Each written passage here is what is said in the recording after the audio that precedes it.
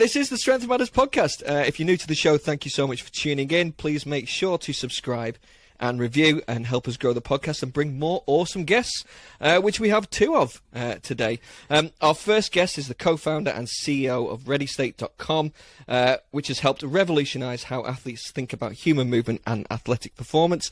She's co-author of Wall Street Journal bestseller Deskbound, as well as co-host of the Ready State podcast. Our second guest is a doctor of physical therapy, co-author of New York Times bestseller Becoming a Supple Leopard and Ready to Run, as well as Deskbound, of course. Co-founder and CEO of the ReadyState.com. He consults with athletes, coaches from the NFL, NBA, NHL and MLB, which is easy for some people to say, as well as the US Olympic team and CrossFit. He also works with elite armed forces and consults with corporations on health and well-being. However, his work is not limited to coaches and athletes, but applies to adults and children alike and anyone dealing with injury and pain. It is a pleasure to introduce my two great friends. They don't know they're my two great friends, but they are, of course. It is Juliet and Kelly Starrett. Guys, welcome to the Strength Matters podcast. Amazing. We don't have that. Oh my God, can we please steal that? Because that's amazing. And you forgot I make Juliet's coffee and I carry her bags. Like, that's my role in the family. I call myself Juliet You Starrett. can lift heavy things. I can lift heavy things. Yeah. I may be dumb, but I can lift heavy things. Thank you guys for having us. It's we already have been having a grand old time talking to you. It's absolute pleasure to have you here. We're old friends.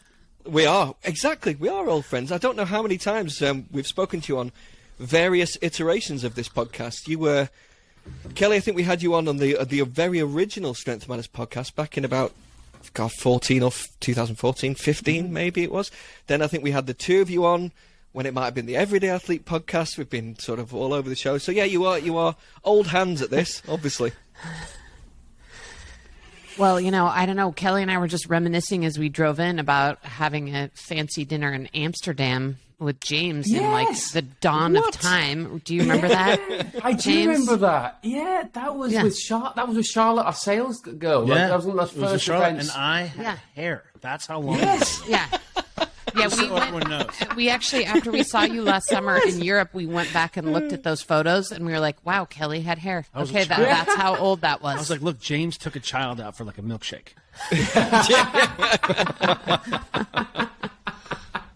That's so true. I keep forgetting about that. When was that? It was like 2015. I mean, it was a long time ago. Maybe even 2014. Yeah, it was. It was the get together conference or something like that. Yes. It was? Yeah, something like that. And it was, but we had 1 year, then it was done. That was it, wasn't it? I think it was 1 year and then done. It was really fun. It was really fun. Yeah. It was fun while it lasted. Exactly. I remember that. Amsterdam. That was probably the last time I was in Amsterdam, other than the airport, actually. The other thing that Kelly and I talk a lot about that specific event is we're obsessed with European hotel breakfast. I don't know how much you guys have traveled. It's like a sport. Like, you guys may be into cricket. We're into hotel Yeah, like breakfast. we're obsessed with it. Like, Come on, I don't know what's if you your guys ideal hotel breakfast then? Well, one of the best we had was at the hotel in Amsterdam at the Get Together conference. It was like a really spectacular European style hotel breakfast where you could have anything you. So let me set this up for you. So. I have the great opportunity to travel. And earlier this year, I was working for the big federal law enforcement group. And they're the task force that is tasked to keep fentanyl from coming to the United States. They're tasked to keep the customs and borders safe. Yeah. They're really serious people. And so I'm in the middle of nowhere. And the middle of absolute nowhere in Pennsylvania. The hotel map doesn't even have breakfast. So I go across the street to Burger King, and I get a gigantic styrofoam cup, like a cup of styrofoam that will last a million years. It will never degrade. It'll never degrade. It definitely is causing you to get a disease. At the hotel, I find like 3 hard-boiled eggs in another styrofoam bowl. And Juliet... So he sends me a photo of this, and at the time, I happened to be on a trip in Croatia. Eating a European hotel breakfast. She's like, is this too much smoked salmon? What do you think about these 7 vegetables? I'm eating like vegetables and smoked salmon and like a beautiful cappuccino and this like homemade seeded bread with like homemade butter. And we did like a side by side of, Kelly's that was like the saddest breakfast ever, and my European whenever breakfast. I go to Europe, even, usually it's a time compressed thing, but I try to drink 50 cappuccinos within that window. It doesn't matter if I'm there for 3 days. It doesn't matter if I'm there for like 2 weeks. 2 weeks is a little bit more reasonable in terms of like a caffeine schedule. But I literally start taking photos of all the cappuccinos. And I mean, that's why, even our friends from Europe, and even whether or not you consider yourself part of Europe anymore, it doesn't matter. Oh, definitely. We are. You have no idea. You have no idea the bounty you Europeans experience when you travel and eat breakfast. We call that for anyone who's traveled, privilege. anyone who's traveled in the U.S. and tried to eat a hotel breakfast, it's the most depressing thing ever. Cost me my head. It is. I remember this. I remember going to a conference. I was teaching in upstate New York. And it was in the middle of nowhere. I can't even remember it right. Albany. It was literally in the middle of like the state. And I stayed at the Holiday Inn. And I just remember, honestly, that was the only hotel though. It was the only hotel in the whole thing. And I just remember the scrambled eggs coming up that looked more like porridge. And it was just this salt. The bacon was like, I don't know, it's like been there like 6 months, let alone a day or so. But I do remember. Sounds nice. Yeah, and then just to make it worse, you eat everything off of like a gnarly, sad styrofoam plate. Yeah, you do. And and then meanwhile in Europe, you're like having normal dishes and cutlery and a cloth Which is napkin. really like the It's so civilized for the entire thing we're going to talk about. Like how you can accidentally become constrained by your environment and accidentally have to, be drinking the worst coffee ever from a cup. But we make do. But just to let you know, I haven't got the copy of the book in front of me because you sent it to me, which was awesome, and my dad is now reading it. So my dad has the book, and he's now reading that, and he hasn't given it back to me. So I do apologise. I'd like to wave it in front of you and say, hey, sorry. That's fine. We love that. I wish maybe we can phone him up and see what resonates with him, because honestly, there's 2 reasons we wrote this book. One is we feel like it creates, for people who are strength coaches and into this field, we have discovered that this sets of practices is the base camp. It's the set of behaviors off of which you can build elite durable performance. And we often find that when we hand this book or talking to elite performers across the greatest sports on the planet, there are big blind spots, and we end up having to remedy those before we get to have this conversation. And then the second group of people for whom we wrote this are our families and our neighbors, who sometimes get a little bit lost in the confusion, don't self-identify as exercisers or into diet and nutrition as a hobby, in a way of thinking. And we really needed to bring them into the fold, because certainly there's a certain group of us, and people are probably listening to this podcast, are really good at taking care of themselves and their immediate families, but we need to do a much better job of inviting everyone into the conversation. Yeah, absolutely. And 100%. Honestly, this is the cool thing. I'll let Josh, we've got a whole load of questions to go down this and talk about the book. Because the thing is, we can go in so many different angles. You guys have done so much awesome stuff. But obviously, tell us the book about how awesome the cover is. It is. Yeah, it is. Yeah, James, talk about the artwork. Yeah. Cue that up. Yeah, exactly. That's a great cue. So, for those who don't know, one of my favourite artists is Keith Haring. He's a famous artist. He's sadly passed away now, from the 80s. He did a lot of sexual health awareness type artwork and stuff in the 80s. He was all over Swatch. You might have known him from Swatch, right? Yeah, he did, yeah. I forgot about that. So anyway, it's I've got my favourite snowboard is a Keith Haring special limited edition from Burton. And I managed to get it from Burton HQ in Austria. And it's my best thing. It's there literally was less than 100 made. That's cool. And it's sitting on my wall. I'll send you guys a picture and post it on the show notes after too. But I just love his artwork. And suddenly in the last 3 or 4 years, it's becoming more widespread. You see it more in the mainstream galleries a little bit, some of his original artwork stuff now. So the first thing I did when I saw the cover of the new book that you sent is holy crap, I hope this is a Keith Haring kind of inspiration type thing. Inspiration. So that's my first question. I was Juliet, what do you think we put a woman Olympic lifting on here? And Juliet was like, well, I'm just kidding. Totally kidding. That's a meme for us. Let's make a book about strength and conditioning or fitness or health, or a woman Olympic lifting. We call the person on the book internally we call it the infinite human. And nice. so we call it the infinite human cover. But what we always think about when we're trying to write a book is The one lens through which we look at book covers is if you're walking through the airport. And, there's always the airport bookstore, and there's they have two really nicely curated tables of books at every airport bookstore, wherever you are, that are kind of front and center. And we're always we want our book to be one that stands out in that environment, right? You see that. And again, it was we couldn't have photography of people exercising. We were if we want to cast a wide net with this book and make it accessible to a lot of people, it needs to be a little bit arty, and you're not quite sure what it is, and it can be open for interpretation, and it's cool to look at. And so I love that you identified nice to look at on a coffee table kind of thing. Yeah, exactly. Right. It's a great thing. And we just had them laid out yesterday, and we were all hypnotized because there was a lot of depth of field there. I'm going to throw our publisher under the table. We were working with Knopf, which is really an incredible group.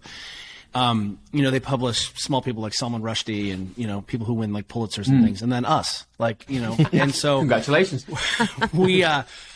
Their person hadn't read the book, but took a swing at the cover, and it was black and white silhouettes of people doing yoga. And Juliet and I were 100% the opposite of this cover. Thanks, that'd be great. Everything that is not this. We want something iconic. We want something that doesn't smell like diet and exercise. I think everyone has this message that they should be doing some resistance training and they should be eating better, and that doesn't seem to be working, does it? Exactly, and this is the cool thing. What you've just touched on there is a completely different mindset shift, because I always say this that we as fitness and health and fitness professionals sometimes have what we call the curse of knowledge. We're so far down the rabbit hole of all this cool stuff that we take for granted, right, that we know and we do all this sort of stuff, that sometimes the people that don't know any of this stuff get left behind, and we keep building on our knowledge and expanding further out, but then the people get further left behind. So what we think is cool, right, is sometimes not what other people is cool. So going back to your whole point with your book cover, it's a book cover, and we haven't even got to the good content stuff yet and everything, but it's a book cover that speaks more to the everyday person, because this is a guesstimate now, a complete made-up guesstimate, but I reckon 90% of the planet don't really care about health and fitness as much as we do. Maybe it's even more than that. No, I would say 98%. Yeah. Yeah. I mean, I think, James, you're exactly right. It's something we've been talking about a lot, in the way that we describe it is we're all in this vertical of health and fitness, right? And we've gotten more and more and more sophisticated. In the U.S., it's and $1 trillion industry. We have access to all the fancy bells and whistles and all of the technology that's out there, and we can, use ourselves as test dummies on all this stuff and figure out what does and doesn't work for us, right? Because this is our area of interest, right? But I mean, I would say we're 1 or 2% of the people, and it turns out that the vast majority of people actually don't really care if they have shredded abs. They don't really care about optimizing literally anything. They're just trying to get through life and mostly, not feel pain and be able to do the things they want to do. But I think most people actually, if you ask them, even if they wouldn't use the word athlete to describe themselves, most people do want to be healthy, and there's a very broad range of what that means to people, right? For some people, that literally just means can I, go for a walk with my family members? Can I, play with my grandchildren? Can I do my gardening, right? Or on the flip side, Kelly and I want to be able to ride our mountain bikes and still ski when we're 80, right? There's this vast range of what people want to do with their bodies. But I mean, even people who don't identify as health and fitness people, they actually do care about being healthy. And our friend Jesse says, hey, I just want to be less gross. They just want to be less gross, and they want to be out of pain and feel less gross. And, but they also don't want to restrict their whole life. They want to be able to go out and enjoy dinner at a restaurant with their friends without feeling guilty. And, they want to enjoy some of the pleasures of life, like eating food. And I think we've really left those people out of the conversation the more sophisticated we've gotten. Let me dovetail on that and build on what you're just saying, because if strength and conditioning and fitness is a laboratory, and we're theoretically training people, which is what we're talk about. I'm a personal trainer, right? Training, the whole industry. Well, COVID came along, and we can say, how well have we trained people? How well were they independent? And in the United States, literally any metric that you track around health outcomes is trending in the wrong direction, whether it's ACL injury rates in kids, whether it's low back surgeries or knee pain or obesity, substance abuse or diabetes or social isolation, we're like, guess what? It didn't work. So what are we going to do? We're going to just add another Instagram account, and as we kind of feel like, let's wedge another person in at the trough and try to get the 10 eyeballs. But what we realize is that, hey, as an industry, we are failing. We're doing a really good job of sports and fitness and almost fetishizing this thing and making it so far removed from the day-to-day actions and activities of an average person, typical person, that it's now become like an artifact of scholarship. Like we're in our own ivory tower discussing like the nuances of which shoe is best for front squatting. Like it's crazy. Well, and you know, we do throw quite a bit of shade on the fitness industry of late, but I mean, one thing I will say is that, you know, I was a Division I rower at UC Berkeley at Cal when I was in college, and I look back on that and I'm like, man, I could have been so much better, right? At the time, it was like we were doing some like crap strength and conditioning program. I was like literally experimenting with being a vegetarian, and it was also like the low fat diet time. So I was I was literally just eating like bagels and red vines to survive as like a high level Division I. So I mean, I look back, so it's like a lot of and Kelly's actually working now coaching the women's water polo team as kind of a volunteer coach, the women's water polo team at Cal, and it's an extraordinary program. And so we do look into that program now and see what's available for athletes in terms of performance. And I mean, man, it is night and day from like what I experienced as a college athlete or even as a professional athlete in the 90s. And so it's like, you know, all this amazing work we've been doing, it really has advanced the ball in professional athletics, in high level athletics. It has advanced those of us who are nerds and care about this stuff and like want to, you know, talk about it at the dinner table. Right.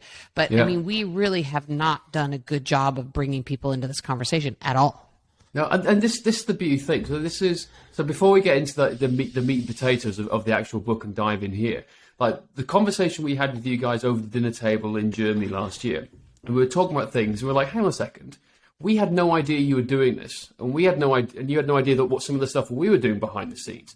And the conversation we just to talk about this was we were saying the same thing. So like, just to caveat this a little bit now, is that we looked at our high performance athletes, the guys who were like high performers, and they were getting great results in the training program, doing exceptionally well. But the guys at the bottom were not doing as well. And they were like in and out of the program. We were like, well, how are we failing this? How can we compare this data? And like see what's going on. So we found 3 things that we can compare them with that we can all agree on as fitness professionals. Because there's some things no one will ever agree on because it's like 2 ends of the spectrum, right? Nutrition being one of them. So there's no, you know, we don't even touch that thing. However, walking, water and sleep, I think that most people can agree in the fitness industry. So what we call is like WWS, walk, water, sleep. That's the thing we found to compare people across the charts. So we went to the rabbit hole of walking and like all of the drinking water and stuff here. Our basic guys, the guys who were struggling, the everyday people who needed to lose some weight and just get a bit healthier, they were on average walking less than 3,000 steps a day, drinking less than 2 glasses of water a day, and sleeping less than 6 hours a night. Compared to our high performance, I don't know why it's not working. Why is it not working? Exactly. So, and that was the thing. So the thing that we said right now is, well, hang on a second. There's no point doing any fancy training plan or any like high-end nutrition plan until they have those basics of WWS and the 777 rule. So that was the thing that we were doing behind the scenes. And then the conversation with you guys at the table came along. Well, hang on a second. Walk 8,000 steps a day. Let's walking, the breathing, all this sort of stuff was like the start of a conversation. Like, oh, this is interesting. And then he told us about the book. Isn't it interesting, though, that after being in this industry for so long, that, I mean, I remember that conversation so clearly last summer, and Kelly and I talked about it actually on the plane ride on the way home. And we, you know, what we talked about was how crazy it is that, you know, we've all gone, I think, through what is a similar evolution, which is, you know, when we first met you in 2014 or 2015, we were all like, oh, how awesome can we all be? And how many weights can we lift? And how radical and optimized, you know, I mean, that was what we were all focused on at that point, right? Yeah. And then as we've sort of evolved in this industry as professionals, we're like, wait a second, like we've sort of missed the forest through the trees here, and we really need to go back to basics. And it was such a cool conversation, and like, it was. yes to what you guys are doing and talking about.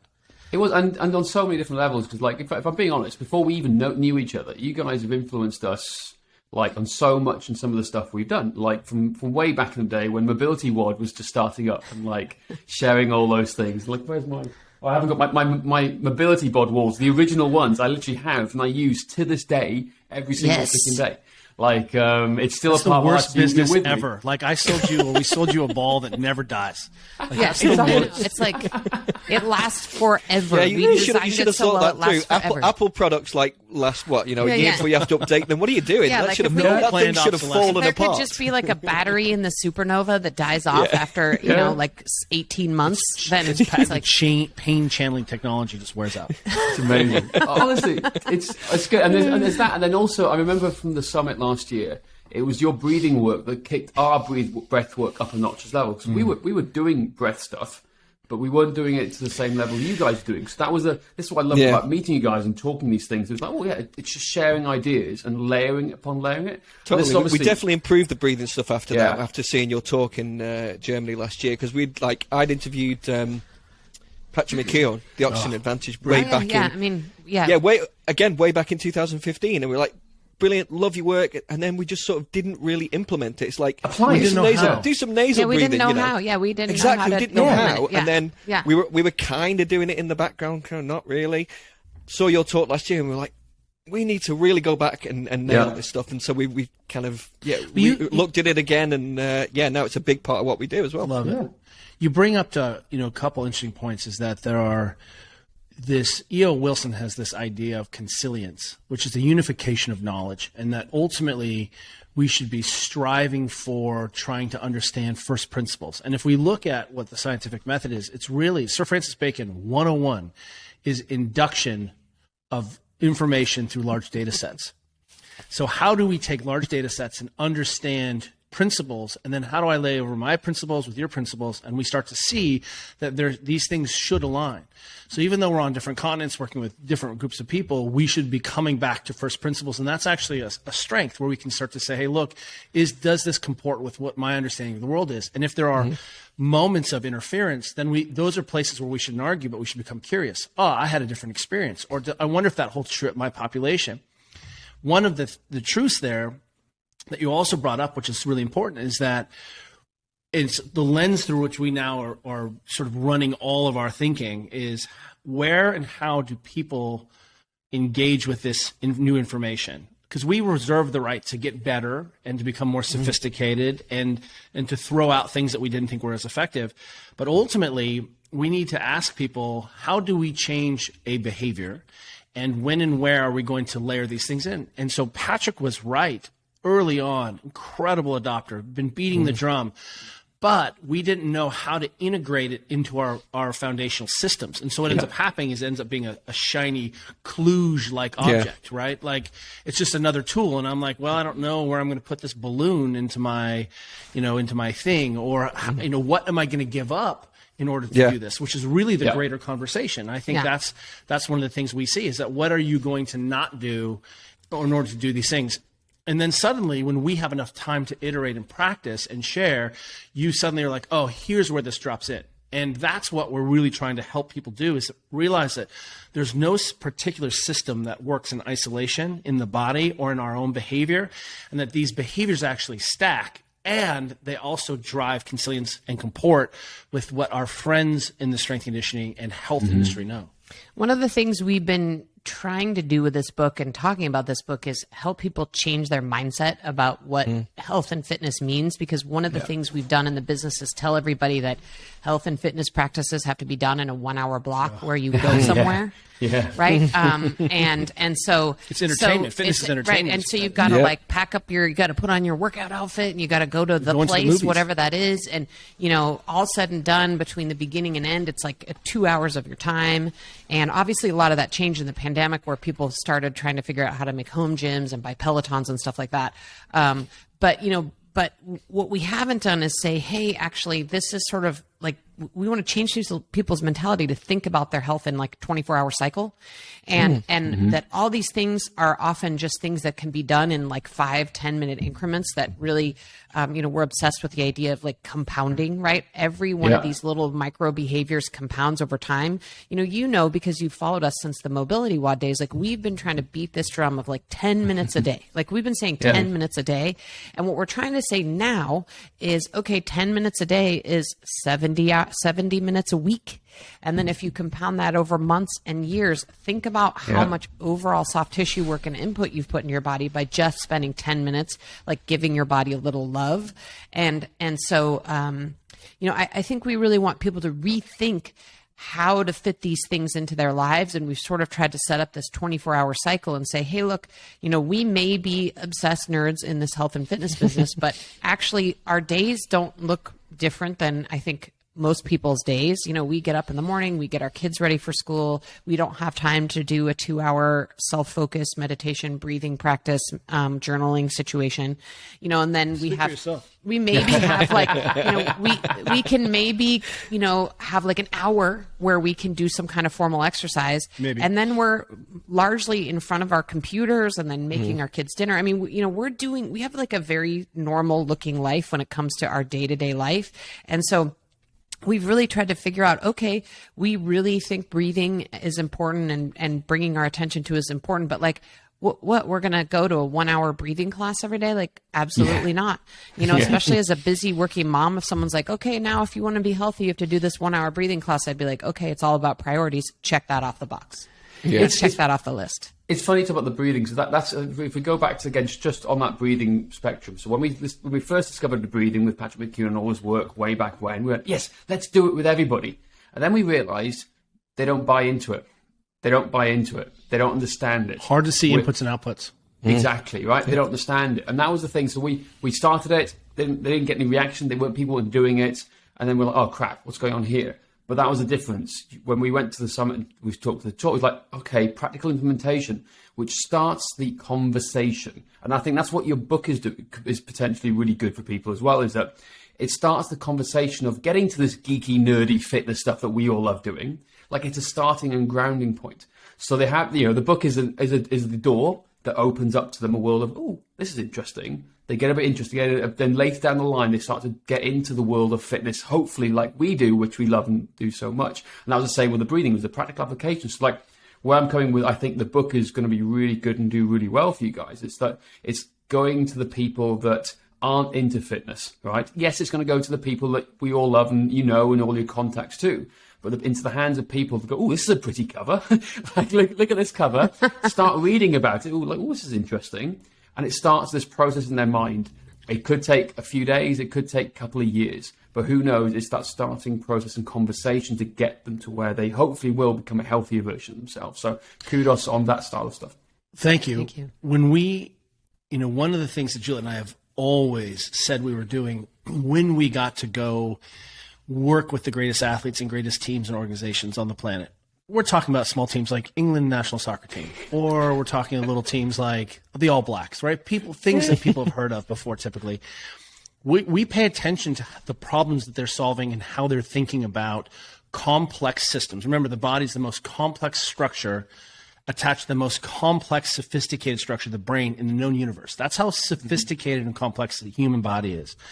And so when we see people who have skin in the game, money on the line, really we have to get the elite performance, we pay attention. And one of the things that we started to notice, even all the way back in physio school, was this idea of environmental constraint, which means how can I set up my living situation, my home, my work site, my nutrition, things like that, so I don't have to make another choice, that I'm automatically forced to do a thing that is not good or bad, but maybe is more conducive to the care and feeding of a human being, right? Because I am a human, and I'm pretty sure I had a gigantic beer with you guys and ate steak tartare as we were talking about breathing, right?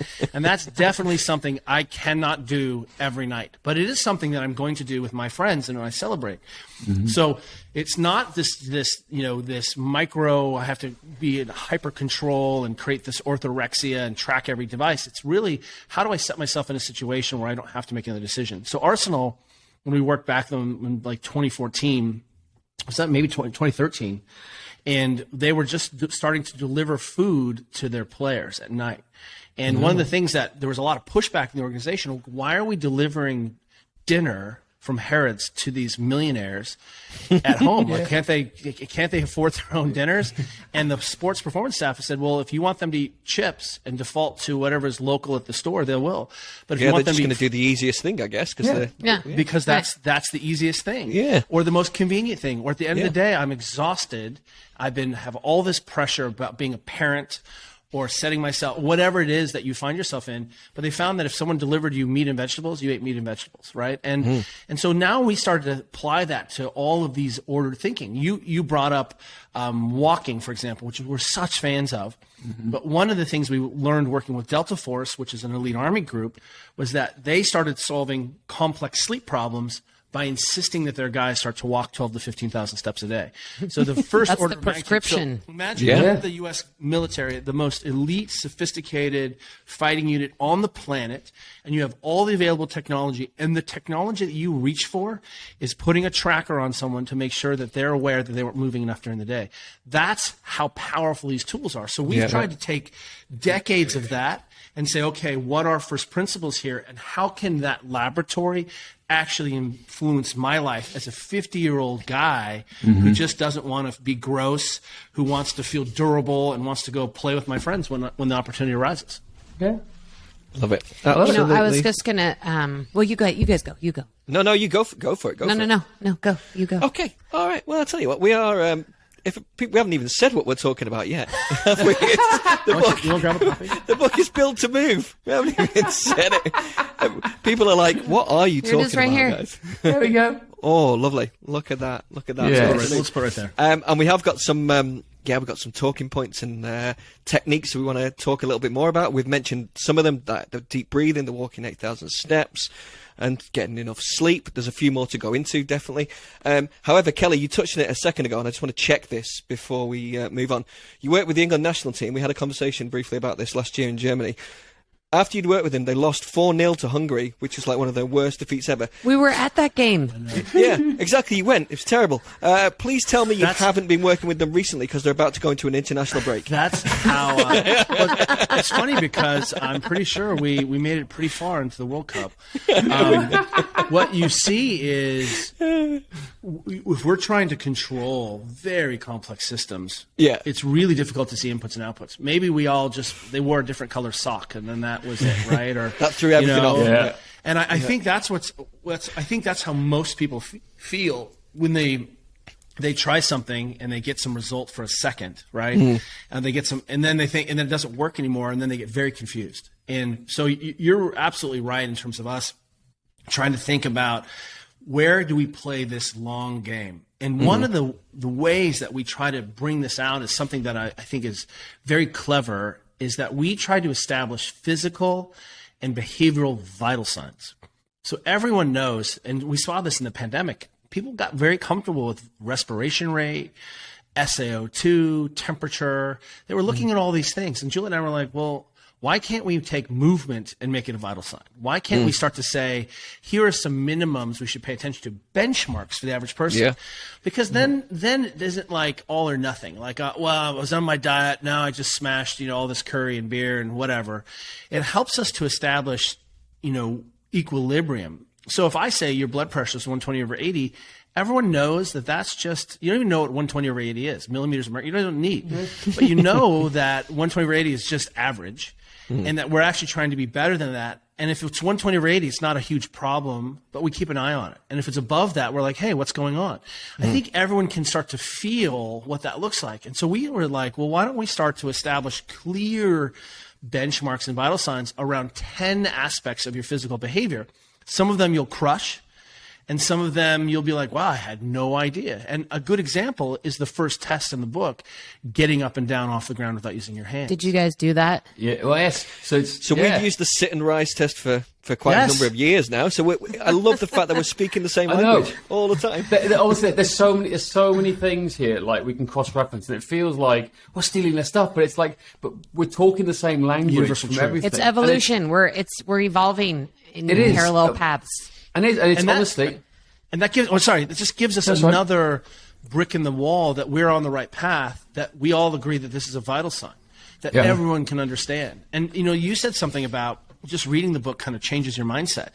Well, that initial thing where you're confronted with getting up and down off the ground, that has nothing to do with how strong I am or my fitness. Like, this child can do this, like what? And all of a sudden we had good athletes who are like, whoa, that was really hard. Or like, my hips are super stiff, or, my balance was wonky on that. It gives us an entree to have a conversation with people. And then the next thing, which is so crucial, is that the next behavior that we're saying you should try is to expose yourself to the thing. Let's just sit on the ground while you watch the telly, eh? Like, we do that for 30 minutes a night, and pretty soon that's getting up and down off the ground. It's elite. It's elite. Yeah. Your hips Yes. start to Fitness. change a little bit, and you didn't have to do another thing, and you get all the beginner gains. Okay, I remembered what I was going to say before, Josh. Go. Yeah. Because I assume a lot of the people who listen to this podcast are coaches, and coaching is so difficult, and I think often coaches are the tip of the spear dealing with people who are 100%. struggling with pain and injury and probably not getting the support they hope they could get from like the broader medical community. And every single day, I'm sure coaches show up with this plan. I'm going to do X, Y, and Z with my client, James. And then James shows up and hasn't slept and hasn't eaten and tweaked his shoulder playing cricket over the weekend. Yep. And then, the coach has to completely change their plan of action, right? But, again, coaches at the most have like an hour to work with people. And as Kelly said, it's like we're dealing with the most complex systems, and we're in complex environments with all of these ways that we can make bad decisions around technology. And we can't food, just have and a chat sleep, today. We actually need to yeah, support. and it turns out that people need to be mindful of their health 24 hours a day, not just that 1 hour when they're at the gym with the coach. And so one of the sort of motivations here for us was to say, hey, we want this to be like, because, we come from, we owned a gym for so long. We love coaches. If Kelly were to describe what he does in one word, he would probably say coach over anything else.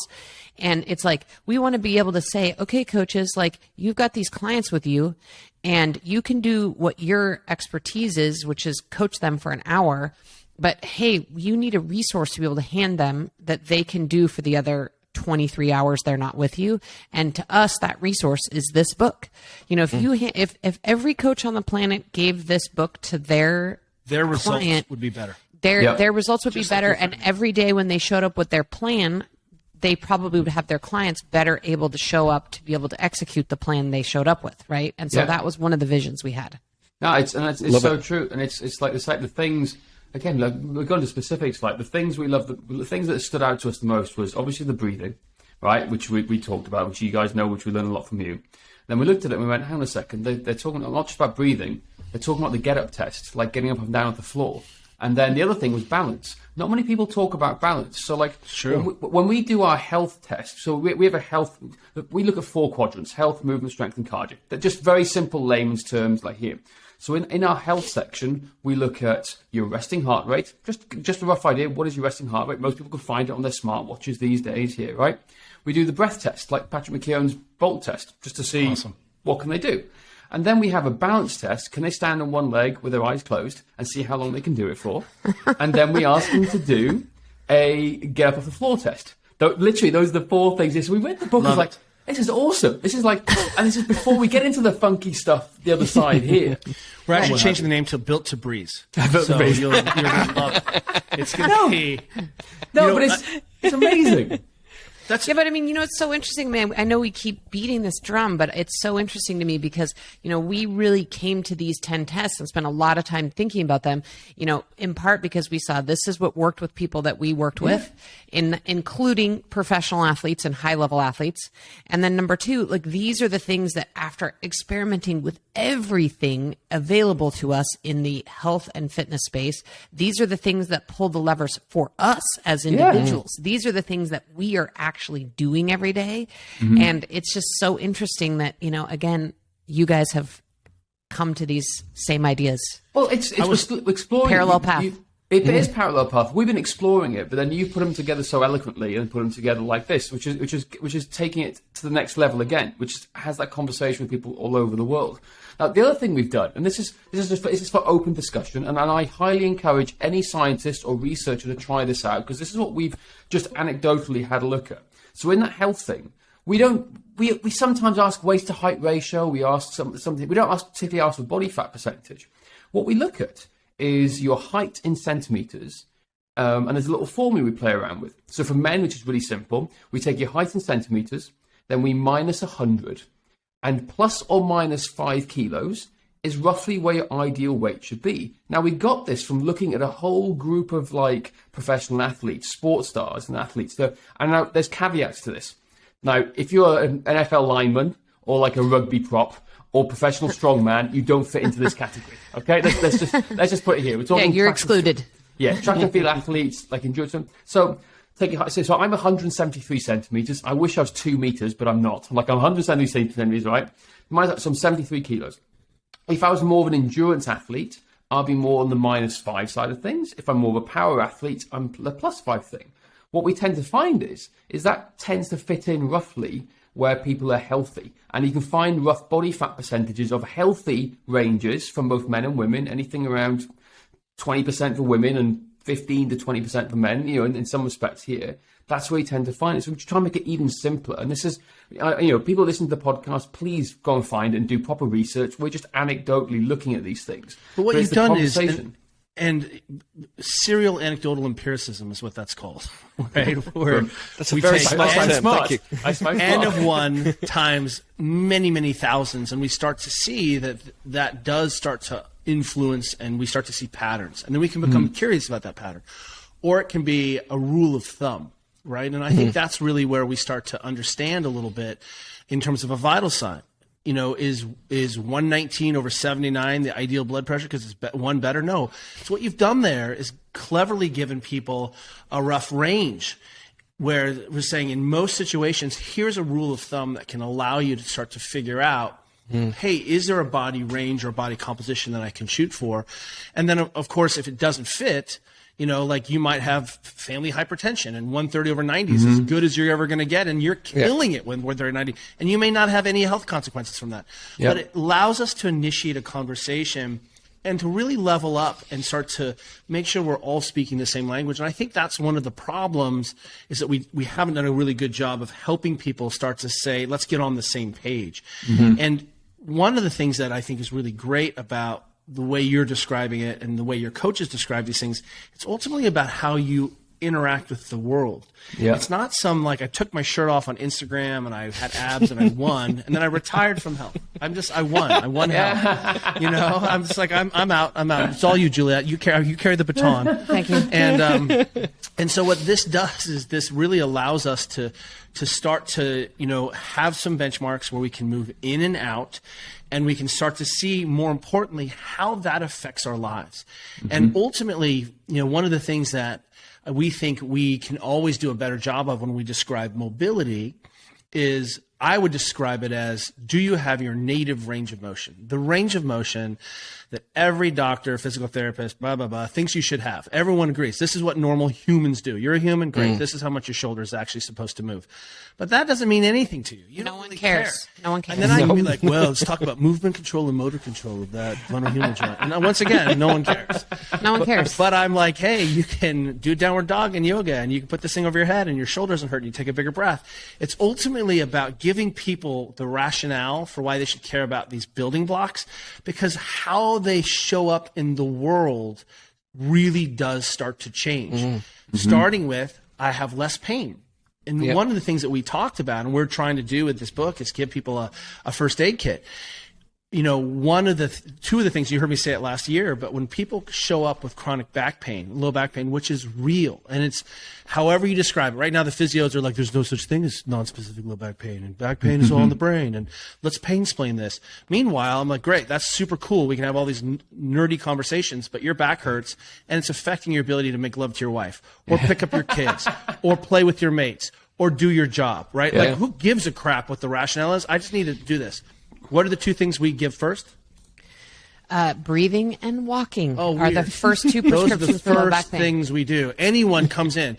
You've just had back surgery. Let me introduce you to deep breathing. Wait, you've gone so far afield. Okay, I'm cutting my husband off because he's gone so far afield. Go for it. I want to say something about your body composition thing.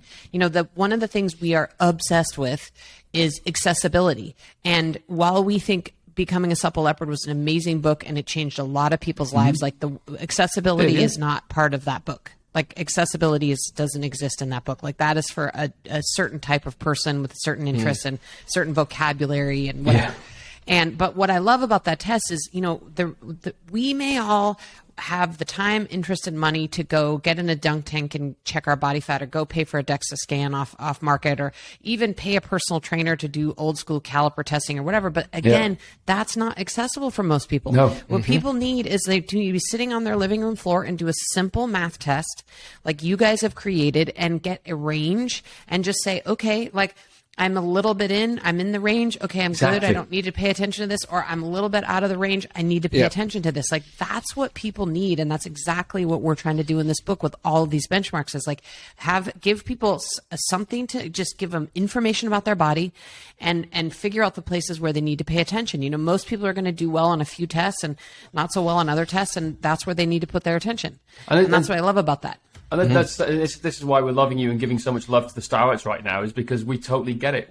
You're the first people, I'd say, that me and Josh have like really understood the fact that you're breaking it down to we're taking like fitness, and we're coming down to this level down here even more. And this is why we're kind of geeking out a little bit, because like we're kind of excited. It's so fun. Way. It's so fun. It is seeing that level. Oh, by the way, for the women, it's minus 110. So it's your height in centimeters minus 110. So the men is minus 100, and then women is minus 100. Just FYI for that here.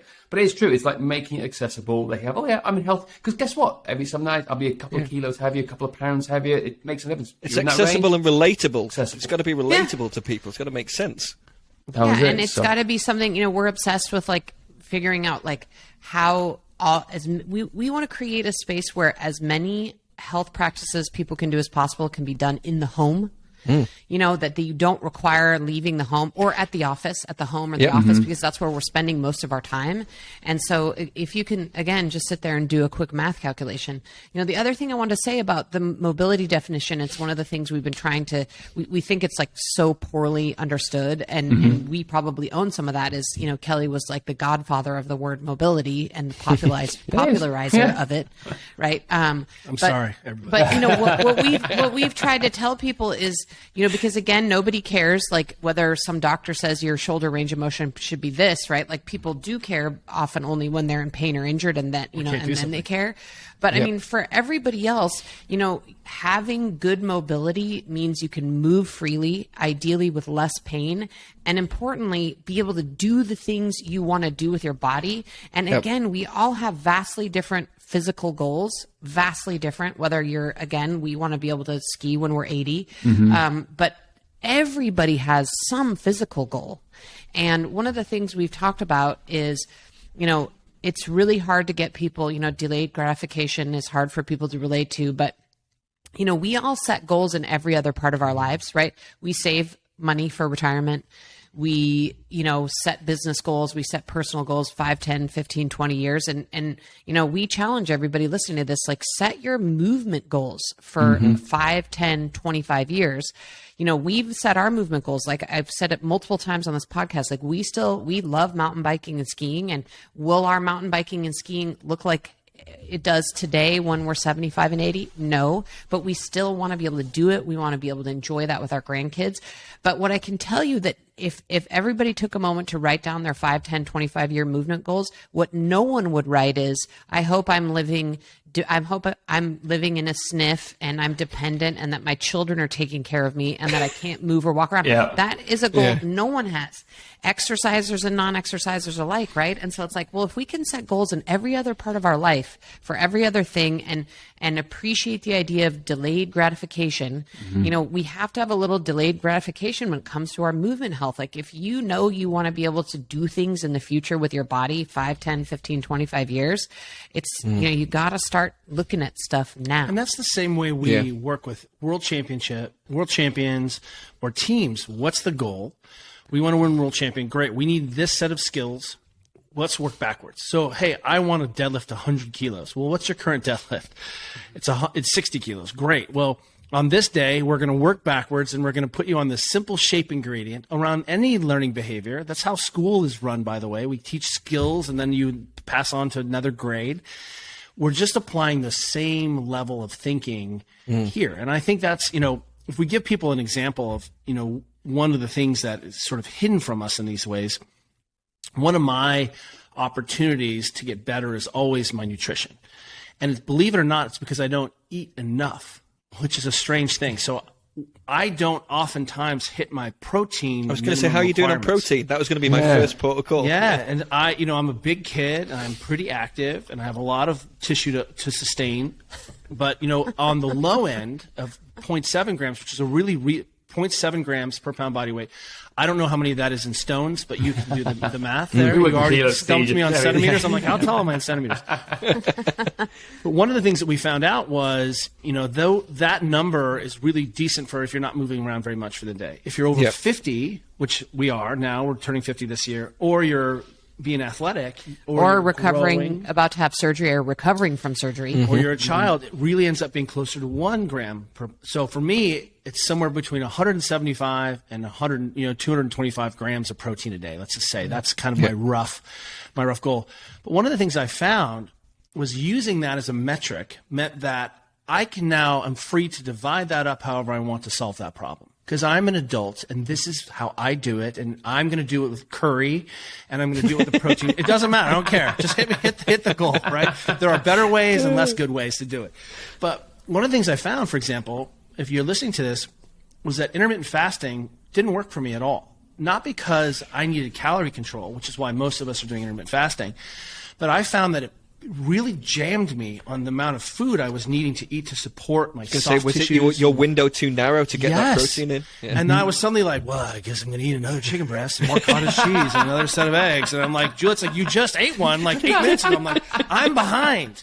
And then I started eating late at night. And boy, that wrecked my sleep. And I woke up with heartburn, and I was like, well, this sucks. So suddenly, what that does is having this benchmark means that I'm free to solve this problem in a way that makes sense for my life. Yep. And what ends up happening is I start to say, well, what are all the strategies that are available to me? What are the tools that are available to me? And now I can start to make better informed decisions. Well, I think the other thing about intermittent fasting too, and again, like people can do whatever they want that works for them. We really are believers. Like if you have a diet that works for you, like more power to you if that works for you. Vegan, carnivore, but paleo, one of the other reasons that exactly what we say to all our clients. Yeah, we're like, great, whatever works. But one of the reasons intermittent fasting didn't work for us as well is, we actually like eating dinner with our kids, and we probably are more like most people. Most people want to eat dinner with their kids. We actually find it to be this time where we can all sit down together and enjoy a meal and really connect as a family. Sometimes that's after 6 o'clock. Catch up with our days. We have water polo. And man, if you want to, there's probably a lot of ways in which our kids will need therapy in their 20s from being raised by us.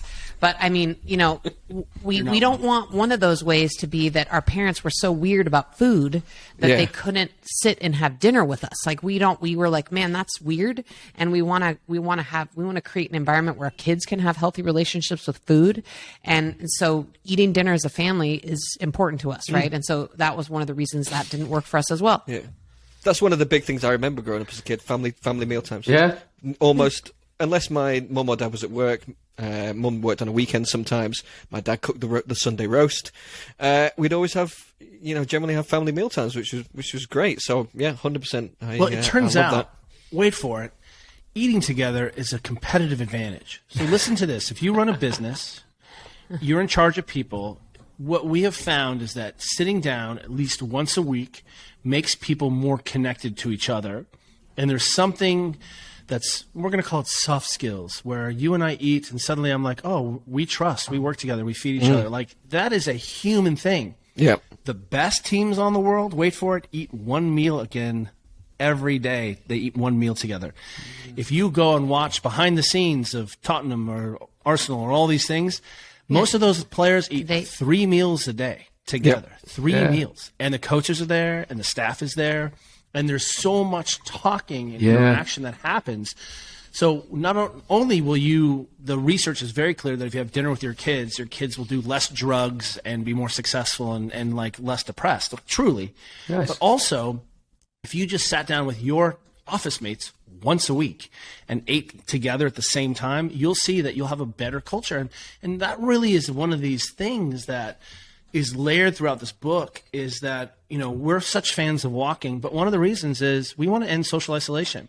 We want people to feel like they are seen. Yeah. And the easiest way to feel seen is actually to be walking around and wave at your weirdo neighbors. The jerk neighbor who's like, "What's up? I hate you." Yeah, like the guy who won't pay to fix the fence, and his dog, craps on your driveway. This is true. You still see him. And you're like, I hate that guy, but I live in a community and he sees me. And really, your brain at that level says, I'm in a community and I'm now interacting with someone. Juliet, is way into tracking. She's more into it. It helps her. She loves it. Yeah. It doesn't rule her. It's like a game. It's a game for her. Yeah. I find that too. I'm with you 100%. It's a game. I'm a Luddite. Kelly hates it. Kelly hates tracking anything. I'm with Kelly. I'm deep into feeling. And I would say that I get the benefits. I'm like, well, how much did you sleep, Juliet? Well, that's how much I slept. You know what I mean? So there's a whole lot of things that happen. But one of the things that we have discovered is that just taking a little walk at the end of the day, it's 1,750 steps? 1,750. I measured it. To the corner and back. To the corner and back in our neighborhood. In the evening, we see a ton of friends. We are just chit-chatting for 17 minutes or something, Yeah, we don't bring our phones, so we connect with each other and, And those practices, I don't think, again, these behaviors stack, and there's a whole lot of sort of ancillary benefit to doing the right things in the right time and giving you permission to work it into your life. I'm too busy for that. Great. Well, I guarantee you have 10 minutes after every meal to walk. Right, as you have discovered, right? And suddenly, we really transform society by re-empower and reimagining what this looks like at this hyperlocal family or household level. You and your roommates, you and your dog. That's the rule. That's how we're going to make change. Well, and I do think, I just saw an article today come in my Fit Insider newsletter right before this podcast, just talking about how more and more research is pouring in that exercise and moving your body helps with mental health and depression. And I think we intuitively all know that. I know there's already research that shows that, right? But I think it's starting to pour in more and more because what we see is that kids aren't doing well. The pandemic was horrible for people's mental health. I don't know what it's like in the UK, but I know that American kids are particularly struggling with anxiety and depression at the highest levels we've ever seen, right? The sun doesn't come out in the UK. But they've never seen the sun. Yeah, they can't follow Huberman's law of going out in the sun.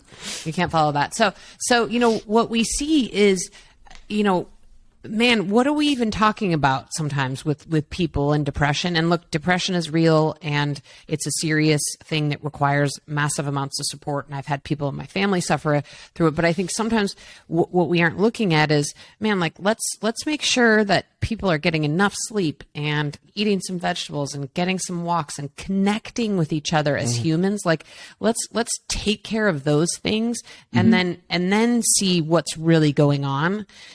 Because my guess is in a lot of instances, if those basic behaviors that we're talking about in this book are managed, that people would just feel better and feel happier and be able to better connect with their loved ones, be able to do more, actually. I think people feel really strapped and busy for time. And I think part of the reason people feel so strapped is they're under-rested and underfed or poorly fed. And right, it's you bring a point. We can actually do more and feel better. You think you're crushing it, you're not crushing it. Yeah. You're surviving because your lifestyle 6 hours of sleep is too last night. complicated, or too sophisticated, or too many stressors. You actually can show up better for your family. You can show up better for your, cricket match, whatever is important to you. You can show up and you can do it more often. I think that's really what we have found. When we work with as Juliet said, we're working with a local team here at a big university. And one of the things I say to those women is, hey, I know you feel like you're working the hardest, but you're not outworking Stanford. You're not outworking USC. You're not outworking the top 10 teams in the country. You're not. Everyone is working as you're in the weight room. They're in the weight room. You're doing twice a day. Everyone's working. But what you can do is adapt better to that than they can. You can leverage your body's amazing physiology to handle that stress. And what we know is that people who can handle higher work volumes and have higher work pain tolerance over the long haul, you start to make significant gains. So it's whoever can do the most work the longest and be the freshest. And I think that's where sometimes the message gets lost. It is, and there's so many things as well. I want to get back onto like what do you call the 10 techniques or the 10 command? What do you call it? Hang on, but James, before you go into that, I just want to go back to what Juliet was saying about connection and you as well, Kelly, about connecting with your workmates. We've recently moved our group, Strength Manners group, off Facebook. We were just getting no interaction stuff onto a platform called School. And we've set up a Beer and Pretzel Friday, which is inspired by our time in Germany. So every Friday, 2 o'clock. Exactly. 2 o'clock, we have Beer and Pretzel Friday, where a lot of trainers work on their own. So we all come onto Zoom and we just chat shit about nothing, and it's going really well so far, right, James? Yeah, it is. Yeah, it's just about connecting, right? Yeah, it is massive, and it's going back to like the whole what I think as well. You've said the words as well. It's helping people make better decisions. That's what we talk about behind the scenes. It's getting them in a position where they don't know it yet, but they're able to make better decisions about their day-to-day life, better food choices, for example. So what I'm loving, getting them walking more, getting a bit of Huberman's sunshine and like vitamin D and stuff out in the sunshine, breathing better. Subconsciously, they don't realize it. Well, they will at some point, but like they're going, hey, I'm feeling better about myself. So whether they choose the Burger King burger or like the nice, healthy, freshly made chicken salad or whatever you want to do at home, whatever it is, they're in a better mindset to make those decisions because they have those things. And that's, again, going back to the 10 elements of the book you're talking about. It's helping people to make better decisions long term, I think, which I think is a great thing. That is the goal. That is the goal. So much of, I think, when people think of the fitness industry, it's all about deprivation and removing restriction. Things. Restriction is that's the right word.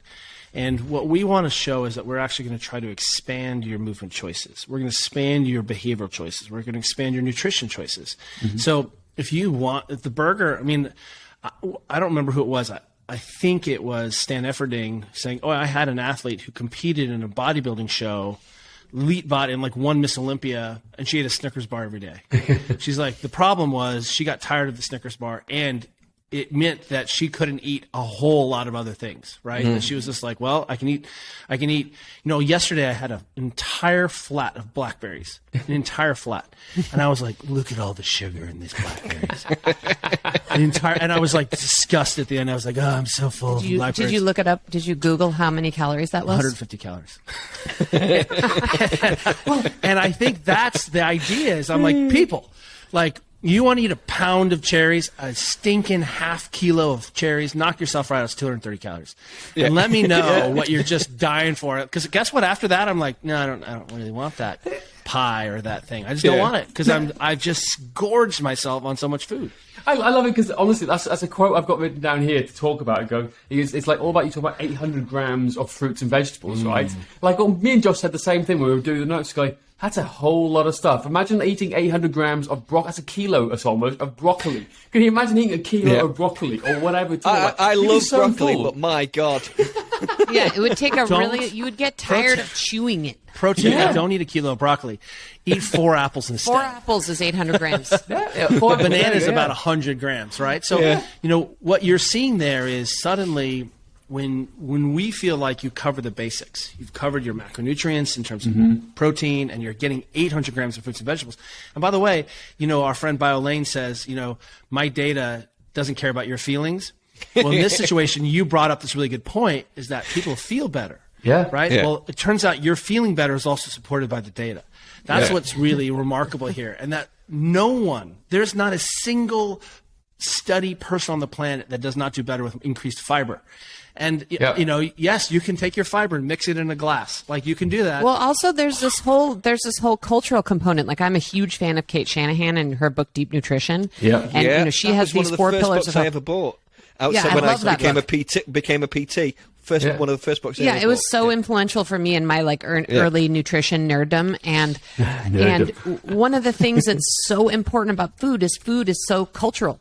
Yeah. And again, one of the things we've done in this whole craze with diet and, whatever we've done with nutrition in the fitness business is we've basically said, okay, well, you come from a culture where you've been eating like this for 10,000 years. And now, sorry, you can't eat like that anymore. You got to eat like this, right? No one's going to do that. Or they might do it for a short amount of time for some kind of cleanse or something, but nobody's going to stick with that, right? Like people always default to eating kind of their cultural foods, but guess what? Everybody eats in every culture.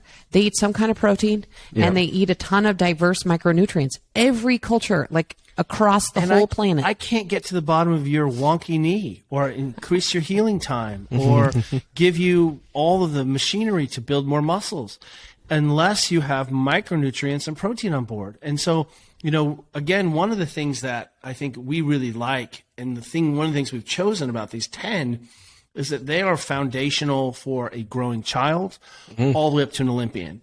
And they're first principles that we don't ever have to say, well, this doesn't serve you anymore. Because most diet culture, for example, if I'm trying to really radically change my diet composition, my body composition, or lose weight, that's a temporary thing. And eventually you're like, oh, unsustainable, right? And so for us, we're like, hey, that may be valid if you are a wrestler or you're in a sport. We work with a lot of athletes who have real body composition weight limitations. We were just at our friend's house. A bunch of MMA fighters are there. One of the Gracie kids, and he's there to see how much weight he can lose in 3 hours.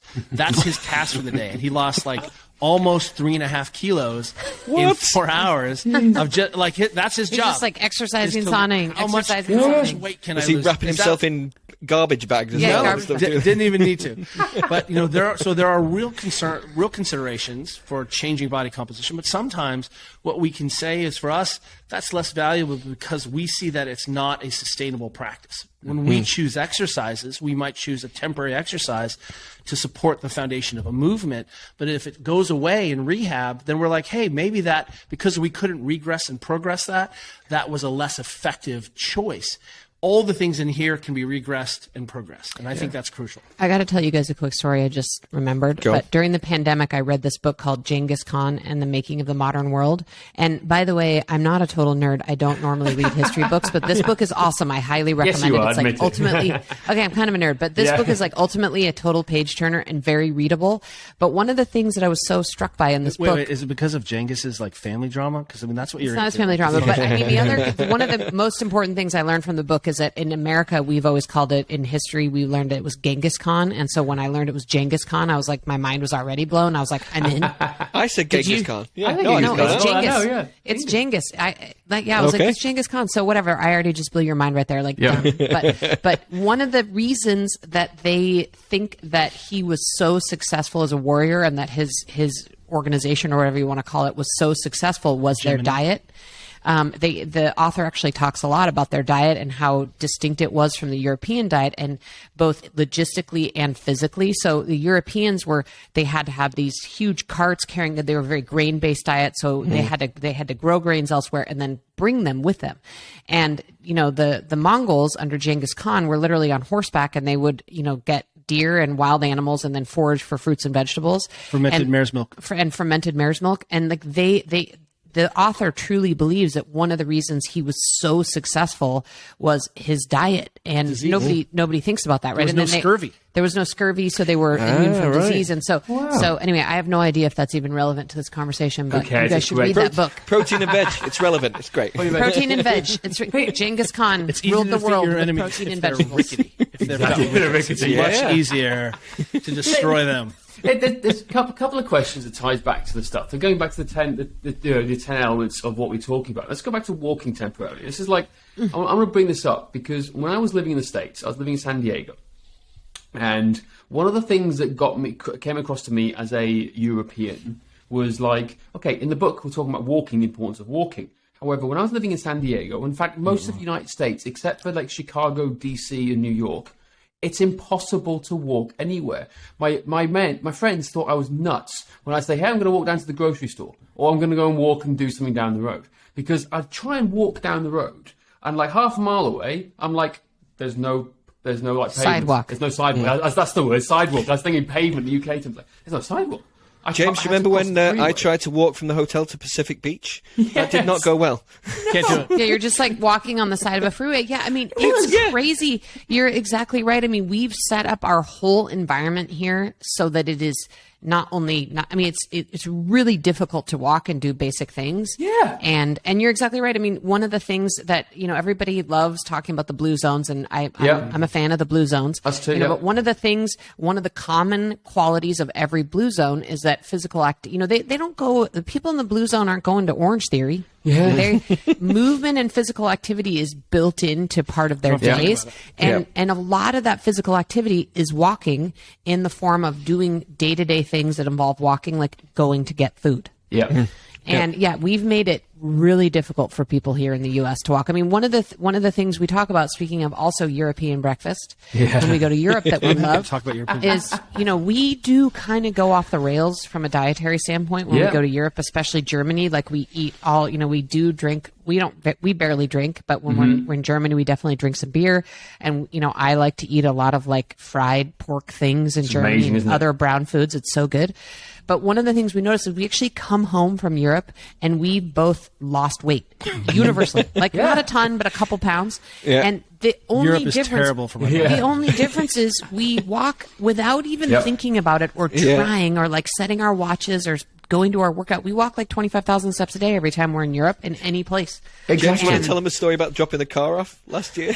Oh yeah, literally. So it's last year. The guys from NASM, Ken and Wendy. Right, we were like, we got from the airport in Munich to perform better. We always tell Danny, don't pick us up, we're good. We'll pick a hire car. We'll, it's like a self-driver Uber. We go down there ourselves, and we've got crap. We've got to the drop-off point for the car is all the way over here. It's like 2 miles away. And me and Josh were like, we'll go and drive and we'll walk back. And Ken and Wendy were like, you're doing what?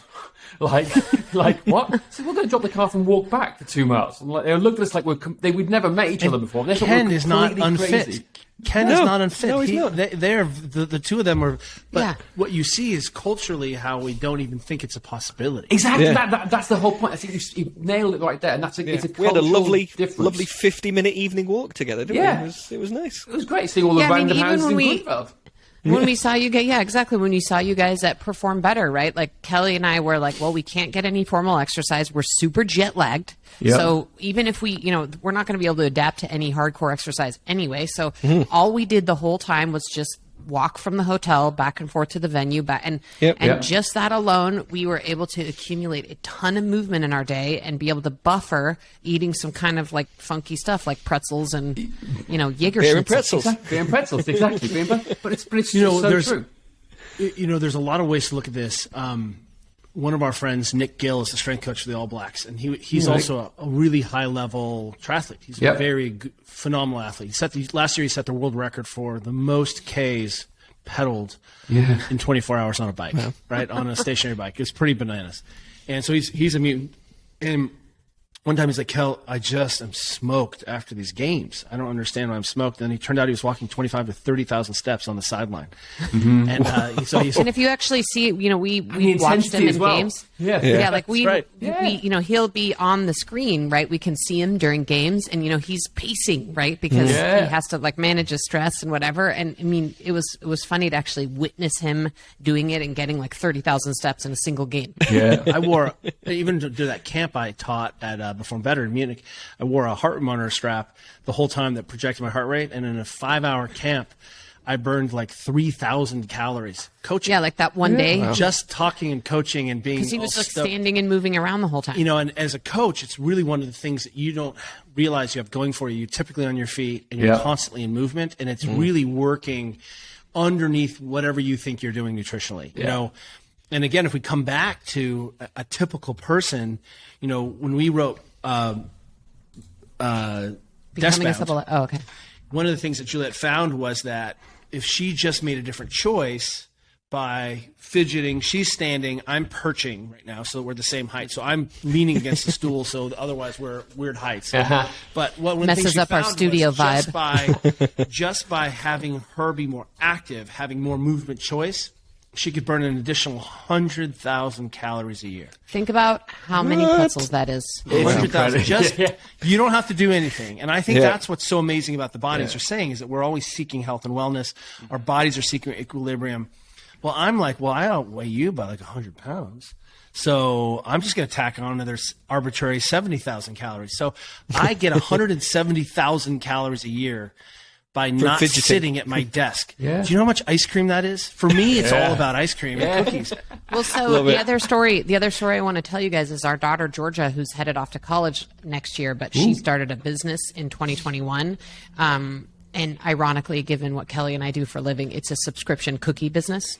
And she bakes and she bakes and ships cookies all over the U.S. She has like 70 subscribers. Does she ship internationally? Yeah, does she ship internationally? I mean, yeah, we should have her figure out if she can like affordably send it to you. But George's Bake Shop. But you know, the other thing that Kelly and I do need to buffer from a dietary standpoint is the fact that oftentimes, like we were home last night and there were 340 face-sized chocolate chip cookies on our dining room table. And I'd like to say that we're able to avoid eating them all the time, but the reality is we're not, right? Are you the taste testers? Yeah. We're the taste testers, and you know we have gotten better, right? Like we can actually, taste test them and then leave them be because they're so plentiful and around the house Exposure so therapy. much. Like if if you're afraid of spiders, you start being around spiders. Well, I have an obsession with cookies, and I tell you what, this has not helped. It hasn't helped. So I mean, just wait. If we were to record, our daughter's leaving for college in like 6 months, and if we record this podcast in like 9 months, Kelly and I are going to come on looking like skeletons because we no longer have 340 cookies on our dining room table anymore. That's brilliant. That's awesome. Twice a month. Twice a month. Love it. Let's go back to like the 10. Let's list off the 10 elements that we've written here down from the book here, and just talk about them briefly.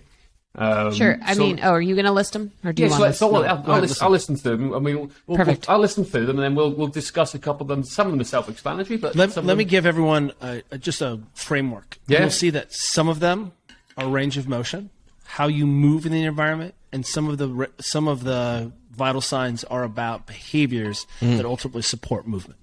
Cool. I like it. So we got number 1, sitting on the floor, which we've talked about a lot already today. We got number 2, deep breathing. We got number 3, hip and hamstring mobilizations. We'll come back to that actually, because that's something we haven't spoken about. We've talked about everything else pretty much on the list. I think the chapter's called Squat, though. Yes. A squat. Yes, it is indeed. And we're going to get to that as well, because I've so stolen one of your assessments that you've done from. I can't remember. Is it desk bound or was it like ready to run? Where you sit in the 10-minute squat, which I can't remember. It all molded into first one. video. That was the first M1 video. It all molds into one, right? Because can you take a poop in the woods? Yeah. That's the test, right? Can you have dinner in Thailand and wait for a bus? That's really what this is about, right? It was, wasn't it? It was because there's so much stuff that's come over the years that it all mushes into my head. Like I know it's come from you, but I don't know which part from. But the 10-minute squat test, can you do it for 10 minutes? That's a staple, and it has been. It's one of our tests. 10 years. Like it has been. Totally stole it. Without just hijacking this, keep in mind that the youth is. There's no special thing that we want you to do. We want you to do the thing first. Yeah. So before we start talking about tips and tricks to do the thing, let's just get you to do the thing. Yeah. So if you want to improve your squat, let's squat. And what I'm not talking about is like a loaded squat, just ass to ankle in your available range, hold onto a wall, whatever you need to do. That's something you should be able to do. And the first thing to do is to start doing it. Well, and I know you haven't gotten through the list yet, but Kelly talked about how the challenging test for him is the nutrition, especially the protein piece. And the squat chapter is the challenge for me. I have literally the worst ankle dorsiflexion. Not the worst. And it turns out that I didn't need to have great ankle dorsiflexion to do my own sports. And so I was able to be a high-level athlete without having great ankle dorsiflexion. Yeah. But like that's the area for me, right? I'm the one who has to hang onto a wall or squat rack or whatever, or use some kind of slant board, but it's like my mission now is keep what I've got, and not lose, right? I'm not trying to win squatting. I'm trying to keep what I've got and maybe make some micro gains. But, again, it's just having an awareness of like, I need to be able to do this on some level. And that really brings up you're a 3-time world champion whitewater paddler, and you were able to do that with incomplete ankle range. Yes. Yeah. And as we want you to know, is you're still awesome in your life, but Juliet's trying to maintain her movement choice and movement. Yeah. That's what it's really about. Yeah. We're trying to expand the things her body can do. That's not good or bad. It's just she doesn't have all the choice available to her. Right, and back to what I said, one of my goals is to be able to ski as long as I can until I'm 80, right? And you need a little ankle dorsiflexion to ski. We're going to so it turns out that it does actually, it specifically matters to something that I want to do, right? So it's something that I got to keep an eye on. Yeah, absolutely. I love that. Just maintain. That's a good goal. Maintain, and I love the fact that you're saying this. I want to ski when I'm 80 years old, because like everyone who listens to this podcast and everyone's spoken to me knows my goal is, after living in Austria. There's a couple of things actually from Austria to talk about. Number one is like my goal in life now, after meeting an old couple on the ski lift who are 95 years old, who go up three times a week into Ischgl, right? And they ski around Ischgl at 95 and 93 years old. And I was like, that's my new goal. Life goal. That is my life goal. So check this out. That is not only a reasonable life goal, it's an attainable life goal. But it didn't start like, hey, I'm 90, I want to start picking up skiing. That person has been continuing to do these things. They've been putting money in the bank since they were young to be able to do that. I think that's so cool. There was an article in New York Times today talking about all of the extreme things that 50-year-olds are doing. Yeah. And I was like, hold up, bro. Like, come on. You're not talking to my friends. I have so many friends in their 50s who could melt faces. Yeah. Like, who are you talking about? And 50 is not old. And your range of motion doesn't have to go away ever in your life. No, I know. Well, that was it. That changed my goal. 50. It's tied into with like what Pete Attia says as well. Like on the 100-year Olympics. It's like, well, it all ties into. Everyone's talking the same thing, but that's you. So I'm going to put it to you now. When you're 80, I'm going to be snowboarding and skiing with you somewhere. Like it's because I always promise and threaten this every year that we're going to do it. So that's live on the podcast. Like we're going to make that happen. Now, let's do it. It's a deal. And the second thing, going back to very briefly to what you said about when you come to Europe, you come back a couple of pounds lighter. Like the stat that blows my tiny little mind. For anyone who spent any time in Austria, you look at the food in Austria. It's mostly stodge, it's mostly cakes, and it's mostly everything. And the food they eat, and if you go to families and stuff, it's very southern Germany style stuff, and like fried pork and all this heavy stuff. Food. Heavy food. They have 8% obesity levels in Austria. It's one of the lowest countries in the world for obesity. And yet you see the food, the level of like the type of food they eat. And we asked Brian St. Pierre and John Berardi about this, and we go, what could this be? Well, it could be multiple factors. Like it could be they're so active, walking up and down mountains, the altitude. And it could also be the quality of the produce. But the fact is, you see that time and time. And I always say that. I go, look what the Austrians are eating. But look how active in their day-to-day life. And it's 8% obesity. But it is also quality, because the bread in Germany is so good. Yeah. So good. I swear, if I eat like a crap pizza in the U.S. the next day, like my ring, I can't get my ring off. Yeah. You know that feeling where you're like bloated, and then I can go to Italy and eat pizza for breakfast, and I'm like not puffy at all. I don't know what that is. I have no science to explain that. Oh, it happens to me. It's with me. If I have a Domino's, like it's my kryptonite. You're going to try and kill me. Literally, it will almost virtually kill me. Like it's so good. Americans are we're hard. It's so good while you're eating it. Train on Domino's. Just come at me, bro. Brilliant. Anyway, let's go back to the list. It's like, my God, we've got this is awesome. We could go on for hours. It's like us in the bar again. This is brilliant. It's like this our podcast. Well, that's what it's like. We're like having dinner together. It's so fun. Exactly. I know. Next time we will. Actually, we'll make some dinner. We'll get some take in. Can I direct you to talk to one that I know Kelly wants to talk about? Yeah, go on. Go. So I've been saying on some other podcasts that if Kelly's name had a subtitle, it would be Kelly Starrett Hip Extension. Yeah. Because he's really obsessed with hip extension. I imagine you guys are as well. But any good hip extension tips, Kelly? Let's go. Let's hear it, Kelly. Why should we care? Why should we care? Yeah. So, one of the things that we see time and time again is that when we talk about hip extension for folks, let me just define that. That's your leg coming behind your body, specifically your knee coming behind your glute. That's hip extension. Standing up from a squat is extending the hip, but it's not hip extension. Mm-hmm. And so much when we look, I'm asked to come in and evaluate people's programming and system programming. So I have these Olympians going to the Olympics and weightlifting. Can you look at our programming? Or we're having a set of problems like low back pain and knee pain. Can you help us understand what's going on? And I say, show me your programming. And universally, we see that there is a dearth or a lack of hip extension bias movements. And what we end up seeing is that in the total movement language, lexicon, people are not spending time in a lunge shape. However they want to do that. Rear foot elevated They split are squats. spending a lot of time in the anti-lunge, though, which is sitting. Or the squat. Right. So, we made 2 products with our friends at AbMat. We made this Bulgarian split squat pad that slips onto a barbell and makes it easy to take your squat rack and turn it into a simple thing to do split squats on. Because and I know you guys are big fans of split squat. And you do it primarily with your athletes, and it's such a good movement. And I believe that if we just had people split squat and never squat again, all problems are solved. Like really, that's I couldn't agree more. Yeah, we love it. We love split squats. In fact, this is our test for the guys who get to it. It's 8 reps on each leg Bulgarian split squats with 75% body weight across each hand. If you want to get onto the barbell, No, I'm not doing it. That's too hard. Exactly. I'm gonna just squat instead because it's a lot easier. Exactly. The other product we made is a hip thrust pad. It snaps on the barbell and turns your squat and barbell into a hip thrust. Guess what? Nice. People love the hip thrust. You know why? they do. Because you I get to bet go they do. from like this mid-range flexion to more mid-range flexion, and It's people are just like so flex, good. flex, 2 flex, legs, flex. and the hip thrust pad outsells the split squat pad like 100 to 1. Well, it I does. think what Kelly doesn't Booty. say, though, is that there's a perception that doing a bunch of hip thrusts are going to increase the size of one's glutes. That's true. And that's also part of their motivation. One of the things we know universally is when people are trying to develop their butts, for whatever reason, we see a lot of gluteal inhibition. And it's not, we call it positional inhibition. It's not your glutes are sleepy or you don't know how to recruit. If you're stiff through your anterior chain, you can't take your hip into extension effectively, then the first thing that sort of gets attenuated is your glute function. Yep. And if you start to restore this position, you will run faster, you'll go up and down stairs more effectively, your butt will get bigger, and everything you care about on the other side will also improve.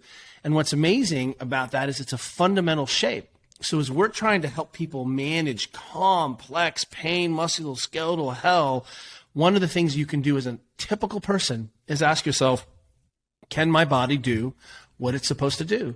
And guess what? When we see people with back pain and knee pain, and we look at their ability to extend the hip or teak the hip or have control with the knee behind the butt. By the way, I'm going to be knees behind butt guy on Instagram. And when we improve that, He actually does own that. He owns that handle because he's like obsessed. I'm serious, you guys. He's obsessed with this topic. it's all about extension. And that's why sprinting matters and running up hills matter. Yeah. And why pushing a sled ends up being really great exercise for people. And we need to spend more time in this position because it is the shape that allows us to move through the environment and to have effective tissues that work and also don't hurt. Yeah. No, I Love it. Amen. Amen. Can I finish with that? Knees behind Like- butt guy. TM. See how I just teed him up and he was like an Energizer No, bunny? I love was like, it. hey, Kelly, talk about hip I knew, extension. I knew And you he's guys like, are all about the split squat, and I think We are, that's such a. 100%. Yeah. What's interesting is you can actually, just everyone you're listening, you can actually split squat, and it doesn't have any hip extension in it. So a true split squat is that you need to have your knee behind your butt at the worst part of the movement. So otherwise, it's just a rear foot supported squat. You're just doing a one-legged squat, which is fine. I still am a big fan of one-legged squatting. I think that probably translates better to real life anyway in all the sports we do. Yeah. But, just open up that stance a little bit, and you're like, I don't like that. I'm like, I can't tell you why you don't I like it. feel it. It's Hip my extension. right hip. Guess where I struggle with the most? It causes me the most issues up the chain. Is my right hip. So what do I spend most of the time doing? Working that right hip extension. We program a lot of goblet squats to help clients squat, and then besides that, a lot of split squats as well. We don't go anywhere near back squats in general and stuff like that. It's interesting that I think as Juliet has said earlier, we really see that the family and the household and the garage is the place where you can really transform your health. Because we think you have to back squat, but do you guys have garages? we do. Not as big as the States though. Like I see all I saw these rogue fitness style like home gym garage thing. Yeah, like they're like don't have that? the size of a Yeah. house. It's like Yeah, they are. They're like UK. 3-car garages, and it's Yeah. insane. Yeah. welcome to, you can walk yourself there from the house to the gym. That's all you can do in your. I would also, because you briefly mentioned his name, John Berardi, I do need to give him and Precision Nutrition a shout out, because I will say that I took their courses, their nutrition certification courses. And what I loved about their courses is they're not about nutrition at all. They're about behavior change. Yeah. And I think doing that work over 18 months in his courses really influenced my thinking in this book because, again, it's like we can tell people to do things, but if we can't help people figure out how to actually fit it into their lives and make it a habit, they're not going to do it. And so, shout out to John and that course, because I think that was a really important education for me in terms of really focusing on, okay, this is all great if we just talk about it as intellectuals and, nerds, but if we can't actually help people figure out how to do this stuff and fit it into their lives, like, what are we even talking about? Yeah. Well, and to that end, just to stitch up, we're such fans of goblet squatting, but we do it with sandbags. We're just let me introduce you to the sandbag. It's worse. It's harder. It's gnarlier. You can put it over your head, but the sandbag is how we'll solve this problem of fitness. Is the sandbag. I'm with you. I love it. We'll be sandbag, goblet squatting, and thrusting also when we're 80. James. Like it. Love it. I'll do it with you. I'll be at war before we go on the slopes. I do so many sandbag thrusters. It's disgusting. It's love it. Like Josh Henkin. Like, he was the one who introduced me to the. Like, I've seen the sandbag for years, but Josh Henkin was the one who introduced me to some of the stuff that you can do it and like just putting it all together. And that's a whole other conversation we can go down like. But I'm with It's you. an entire another podcast. It is a whole other podcast and stuff. Everyone wants a whole podcast on hip extension. Exactly. No, we will. Like, I'd love to get you guys back on. We'd love to have you back and talk more about hip extension. Absolutely. Honestly, this is on so many levels. Like, it's crikey. I tell you what, Josh. Let's start to wrap this up and like actually go back to the book. We do only because going back to what you said before, I have some family time I need to get to. Yes, you need to have dinner. I know it's like 10:00 at night for you guys. Thank you for meeting with us so late. No, that's awesome, guys. James, is there anything you want to say final words? Well, before? we can go. I think let's go back to the book. Let's talk about the book in the sense of like where can people get it? Where can they find out more information? This is Built to Move by the Starretts, by the way. Yeah, Built to Move. Built to Move. The book is called Built to Move, and you can learn more about it and purchase it from retailers both in the U.S. and U.K. At builttomove.com. Cool. It's on Amazon UK and wherever else you can online buy books in the UK. We've got articles coming out in The Guardian and in The Weekend and in The Daily. So you'll see the Starretts on April 4th is when the book comes out, if you're listening to this. But I also want to point out, as Juliet said, if you go to builttomove.com, we have a 21-day companion experience that goes along with it. And it's just an email drip. You'll get a kind of a challenge a day. We'll show you how to integrate these behaviors. But really, we feel like we're going to have a chance and an opportunity to start to bring people in, and we want to try to support them any way we can. That's awesome. And like, for all the coaches out there listening as well, I can't emphasize enough the fact that I think this is a great book for you to have in your gym, to maybe even gift to some of your clients. I think that's a really good way to think about it, because it complements all this. Because let's take my dad as an example, right? I've been telling my dad to do some of this stuff for years, and he doesn't listen to me because it's me. However, he's seen the book, he's reading the book, he loves the book, and because he's heard it from Kelly and Juliet, he's now doing it. So it's the same thing with your clients. The expert is someone who lives a mile away, exactly, or across the pond. Exactly. So now, honestly, we're going to do this as well. We're going to gift it to a lot of our clients, and also some of the guys in the inner circle with us. So, like, guys, do it. Go and buy it. I highly recommend it, and it's a way of simplifying some really powerful stuff to help explain to your clients. So can't thank you enough, guys, for coming back. We'll all circle up in 10 years over some pretzels and snowboarding. And we'll see if we move the needle. Absolutely. If you work on your half of the world, and we'll work on our half of the world, and I'll meet you in the middle. Exactly. I want to tee it up that I've never skied in Austria, so let's make a plan that our 80-year-old skiing adventure will be in Austria together. You guys, oh my God, that's my whole. I've never skied. Not you guys, Juliet. Well, he has. Kelly has. Kelly has. There moves. So I was going to say, it's just me. That's all right, Julie. We got to get. We're going to say, Josh. You got to teach me how to ski. I've never skied, full stop. So I need to be taught how to ski. Okay, Josh. That's pure firing basis from the company right now. What you just It's never too late to learn, Josh. It's never too late to learn. Just because we're talking about skiing, Juliet and I are actually head ski ambassadors. We love skiing that much. Nice. That's cool. I like this. Very cool. I like this ski. That's big of you. We are really grateful. It's so fun to talk to you guys. It's crazy. It's crazy to me how our intellectual evolution has been so similar and so fun to talk to you guys. It's Absolutely. back to being pretzels now. Indeed. It's no, thank you so much, guys. It's been fantastic to have you on. We have been talking with the Starretts about Built to Move. Get your copy from April 4th, was it? Yep. April 4th. There we go. All good retailers, including Amazon. We will talk more off air. Thank you guys so much. Thank you, James. Thank you guys for listening.